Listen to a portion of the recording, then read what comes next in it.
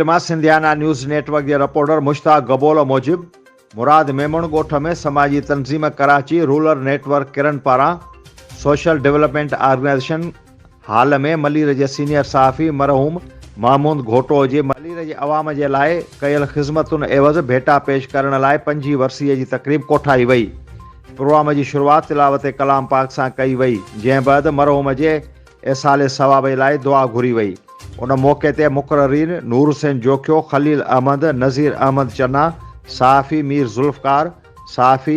हनीफ सुमरो, सहाफ़ी फारूक भंगवार ऐं ॿियनि जो चवण हो त महमूद घोटो एक बहादुर ऐं दिलेर सहाफ़ी हो, जंहिं हमेशह मलीर जे ग़रीब ऐं मिसकिन अवाम जी सचे दिल सां तर्जुमानी कई। हिननि वधीक चयो त उन वक़्तु सोशल मीडिया जो दौर न हुअण करे बि मलीर जे अवाम जी ख़िदमत लाइ मलीर जे मसइलनि खे इबरत अख़बार में शाया कंदो हो। उन मौके ते मलीर जे समाजी तंज़ीम कराची रूरल नेटवर्क किरण पारां मलीर जे अवाम जी ख़िदमत एवज़ आयल महिमाननि नूर हुसैन जोखियो, एडमिनिस्ट्रेटर ज़िले काउंसिल कराची, समाजी तंज़ीम जो अॻवान रमज़ान मेमुण, ज़ाहिद रहीम, सीनियर सहाफ़ी मीर जुल्फ़कार, सहाफ़ी मोहम्मद अली घोटो ऐं ॿियनि खे मञता सर्टिफिकेट पिण ॾिना विया। उन मौके ते समाजी अॻवान खलील अहमद,